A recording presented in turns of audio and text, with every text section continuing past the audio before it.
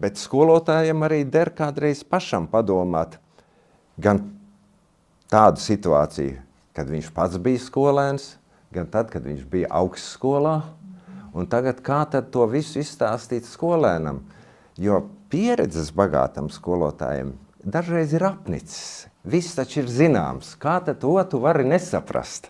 Tam līdzīgi ir ļoti grūti nolaisties līdz tam skolēnu līmenim, sevišķi ņemot vērā, ka ir, diemžēl, tās Covid sekas.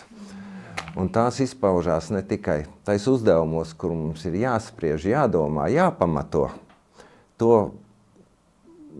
pat 12. klases skolēni bieži kļūdās. Viņi nesaprot īsti, ko no viņiem prasa. Pamatot, dot pretpiemēru vai paskaidrot. Šeit grāmata prasa to virza skolēnu. Galvenais skolotājiem nepalaist garām šos uzdevumus.